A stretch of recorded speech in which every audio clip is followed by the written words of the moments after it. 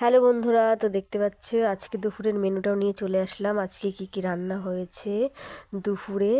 তো এখানে দেখতে পাচ্ছ আমি দুটো আলু ভালো করে মেখে তারপর হচ্ছে তার মধ্যে লঙ্কা দিয়ে, কাঁচা লঙ্কা দিয়ে ভালো করে ভাতটাকে মেখে নিচ্ছি। তো মাখার পরে কাঁচা লঙ্কা দিয়ে মেখেছি, আর কাঁচা লঙ্কা সাথেও রেখেছি খাওয়ার জন্য, যেহেতু ঝালটা আমি একটু বেশিই খাই, সেটা তো তোমরা সবাই জেনেই গেছো অলরেডি। তো তারপর একটু করে ভাত খাচ্ছি, ঘি নিয়েছিলাম, ঘি দিয়ে আলুটা মেখে তারপর কাঁচা লঙ্কা দিয়ে মেখে তারপর একটু একটু করে লঙ্কা দিয়ে খাচ্ছিলাম। তো তারপর মাংস ছিল, তো আমি মাকে বললাম আমাকে মাংস দাও। মা বলছে না, আগে সয়াবিন তরকারিটা খা, তারপরে মাংসটা দেবো। আমি বললাম না না, মাংস থাকতে আমি সয়াবিন খাবো না। বলছে খা খা, না হলে মাংস দেবো না। সেই জন্য সয়াবিনের তরকারিটা একটু করে নিলাম। তো কাঁচা লঙ্কা দিয়ে তো তারপর খাচ্ছিলাম।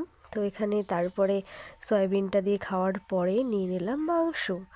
তো মাকে বললাম মাংস নিয়েছি, তার সাথে পেঁয়াজ একটু না হলে কি হয়।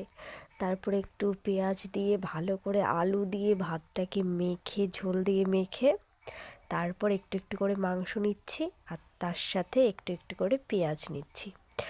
তো তোমাদের কার কার মাংস খেতে ভালো লাগে? মাংসতে আলু তো অবশ্যই লাগবে, বাঙালির পাতে না হলে তো হবে না, তার সাথে একটু পেঁয়াজ। তো তোমরা দুপুরে আজকে কি কি খেলে জানিও।